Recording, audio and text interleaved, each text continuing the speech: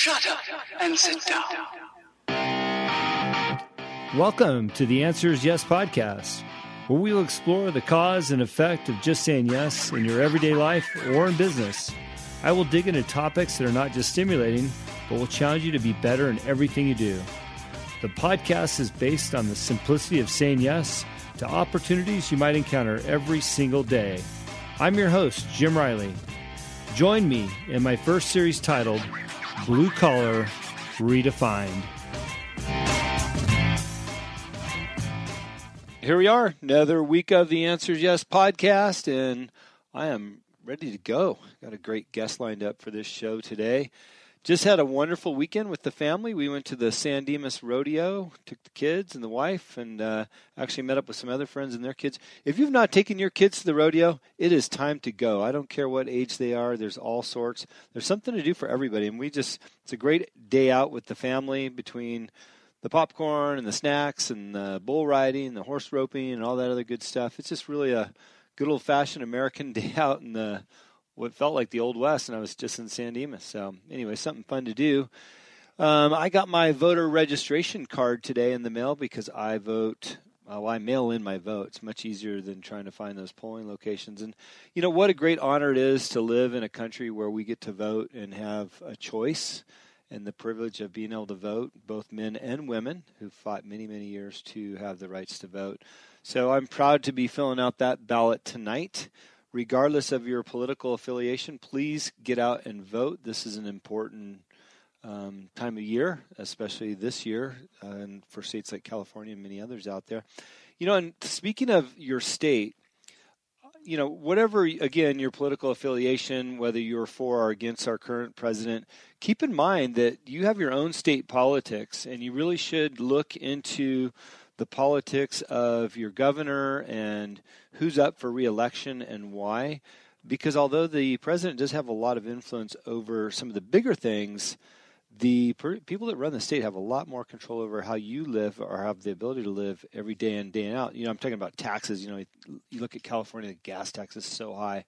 Things like that. You know, I don't want to pretend to be super knowledgeable when it comes to politics and all those things, but I do know that we've got some crazy laws here in California that I wish a couple things were a little bit better. So anyways, we all have the opportunity to get out and vote.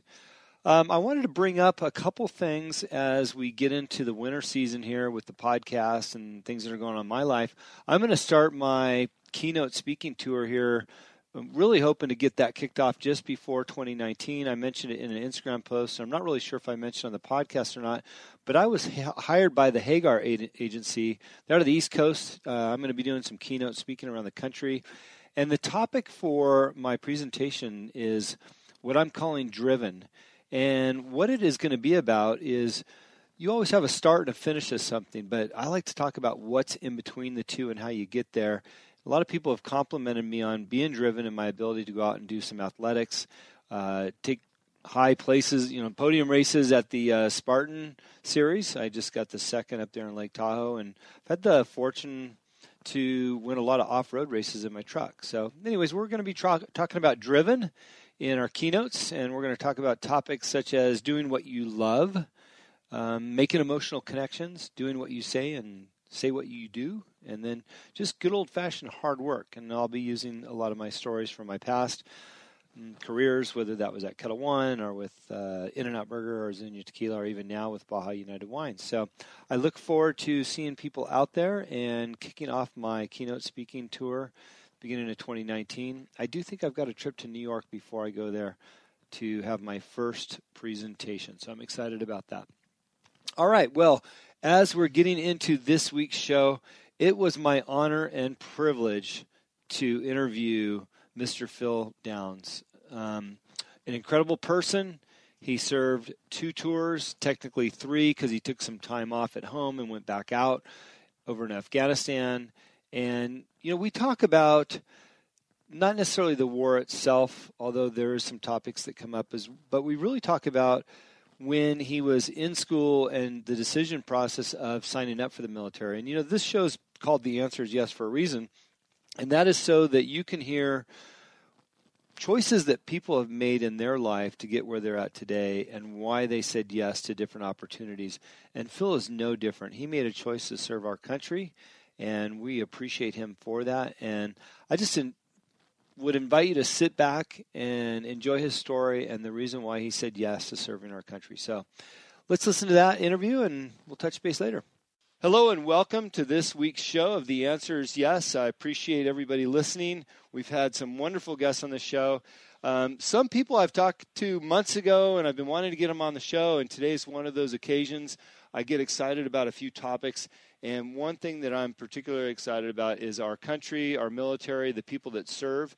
And anytime I get a chance to talk to somebody that has served our country, I'm excited. And today I have Phil Downs on the line, and we're going to hear about his story and his tours of duty and serving for our country. So, hey, Phil, how are you doing today, buddy? I'm doing well, Jim. I'm doing well. And thanks for having me on. And like you were saying, we talked a little while ago, and I've been looking forward to the possibility of showing up and getting a chance to talk to you. And just real happy that I get to be here. Well, I think as Americans, we all appreciate people that have served our country in any branch of the military or law enforcement, and I'm thrilled to have you on. Correct me if I'm wrong, but you're up in San Francisco area, right? I sure am, yeah. Yeah, San Francisco Bay Area. Well, we're enjoying yeah, you guys are down south, huh? Yeah, we've got a little rainy weather today, so I guess it's going to feel like home for you if you were down here. It would. I know we like to tease you guys for your terrible weather, your fog, but I've had some wonderful days in the city and just outside the city, so I think you're a wonderful place to live and work and raise a family. Yeah, I mean, look, there's weather-wise, there's like a window, like September to right about now, where you get some really good, like July came back. Took my kids out to Fleet Week about a week and a half ago, and it was like gorgeous. You couldn't ask for better weather. But if you wanted to spend a summer around here in San Francisco, be prepared for the coldest weather of your life. But I'm actually, all right. So my family and I, we're a little bit north of the city. We're just on the other side of the Golden Gate Bridge in bucolic Marin County. So we have a different microclimate. Yeah, I bet. But it's a good place. It's a good place. It's where I grew up, and so putting down roots actually in the same neighborhood that my parents first bought into after I was born. So full circle for us. Well, and that's a great lead-in to our discussion today. And by the way, for the listeners, Phil served in the Marines, and that's why I'm especially happy to interview him, learning a little bit about his decision to go in the Marines. But, you just mentioned your family put roots down up there, and that's where you grew up at. What was it like growing up for you? What did you do in high school? Did you go to college? What was your early years like in terms of things you did and enjoyed? It was interesting. My childhood was, both my parents were great. My dad is a retired San Francisco police officer, and my mom sort of up from the bootstraps businesswoman who, emancipated herself from her family before she reached the age of majority and just worked hard, got a GED, and somehow, figured out a way to become a really successful business lady. And so growing up, I wasn't aware of financially things being challenging for us because my parents did a really great job. And it was interesting. It's like, where we grew up in Marin, it's a really nice suburb. It's a pretty, easy middle class upbringing. And we went to, my parents sent me and my siblings to Catholic school, and I went to a Catholic preparatory high school in San Francisco. And so the folks that we grew up around were probably a little bit more well off than we were, but never really noticed it. And it was just I would say ideal, it's one of those, I don't know how many other places, and I've traveled around a little bit. I don't know how many other places I've found that remind me of Marin, but it was a good, it's good, family focused upbringing. And I think that this kind of laid the foundation for, my eventual decision to join the Marines. I was a little bit impatient though, in high school. I kind of felt like, all right, once I graduated, my plan was to enlist. So And, you knew that already in high school. Go ahead. You knew in high school already that you wanted to enlist. Oh yeah. Right around my sophomore year in high school. And the school I went to, it's St. Ignatius. It's a prep school in San Francisco. The original campus actually was built in like 1852, I think, near what's currently University of San Francisco. It's a Jesuit high school. And they talk to you about college day one, and I just had no interest in it, in college. I eventually went, but sort of because I had to. And so I was like, I just felt like there was something else I needed to do. And for whatever reason, it was the Marines. I just felt like there was a sacrifice that was made by all of those who had served before us, and to give us, what we enjoy today. And that needed to be repaid, and I wanted to repay it. And so, I got into arguments with my folks about, coming up on graduation, and, I want to enlist, and they insisted I go to college because up to that point, neither side of my family had a college graduate. So it was important to them that I go to school. So I ended up going to UC Davis. My excuse was I tell people that I was going to become a doctor. I had no interest in becoming a doctor, and but it sounded like the right answer. And then after the first year, I was like, you know what, I'm going to drop out. I'm going to join the Marines. And my parents were insistent that I don't do that. And so, in an act of rebellion, it started my second year. So this is around this time, 18 years ago. I went to the quad on campus, the grassy quad in Davis.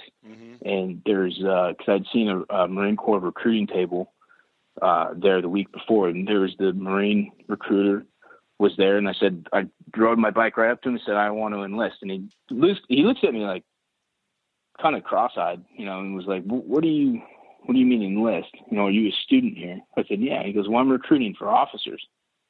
And I didn't know at that time that to be an officer in the Marine Corps, you did not have to come out of the Naval Academy at Annapolis. And so that's what I did. I said, well, all right, sign me up for officer candidate school.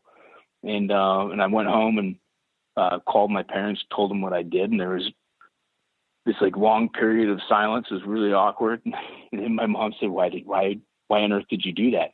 And, but it all turned out for the better, because I saw how it kind of whipped me into shape discipline wise. Yeah. Let me ask you. Yeah. Phil, I'm sorry to interrupt you, but I want to ask you a couple questions about this, because I think this is a pivotal moment in your life. Your dad's in law enforcement. Your mom is somewhat self-made and successful in her business. And as their child, you made a decision that you want to go into the military.